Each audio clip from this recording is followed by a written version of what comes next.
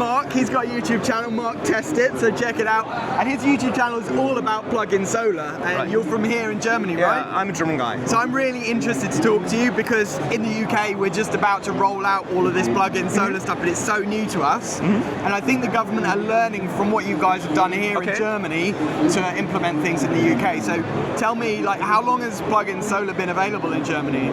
Quite over 4 years now. It started all with a microinverter, 2 solar panels without storage, but nowadays storage is very common here. So I think the percentage is 70% with storage at the moment.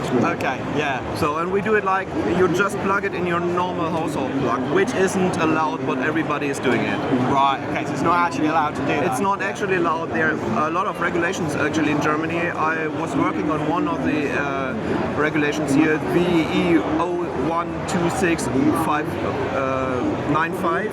So I'm working with these guys from the VDE, but it's quite complicated. Every time in Germany you deal with stuff like VDE norms, it's getting overcomplicated. So the normal household user just plug it in. Okay. And do you have any bad experiences with this? Anything dangerous that you Not came across? at all. No problems? Not at all. Wow. So there might be some problems, but it's not very common that there are maybe fire hazards or so on. So the normal household in Germany is running 3-phase 60 amps on 1.5 small wires. So and there is not such a big deal with fire hazard or something else. Yeah. And what's the maximum output for these systems that can plug in? 800 watts is quite, it's not allowed really, but everything with up to 800 watts is okay.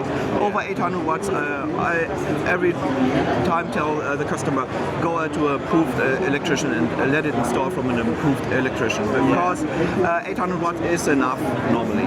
Okay. And everything ahead is quite maybe bad for older installations, because we don't have the system to check the electrics every few years. It's like you have ICRs in Germany, So you can run a hose from 1936 within your old electrics and plug in stuff. So that's not like you in the UK. Yeah. And can you get paid to export your power from these systems? Not for the plug-in systems. There you don't get paid. So that's why we make zero export. Okay. So we're running a smart meter gateway like a Shelly or something else. We have digital meters with IR couplings. So there are meters with IR couplings, and there are also some smart meters from the manufacturers like Six Energy or so. And you were saying to me earlier that in the Netherlands they actually have to pay to export to the grid, is that right? That's right. That's because AC coupled storage is so common now in Netherlands and France, because they have to pay for the export to the grid. Wow.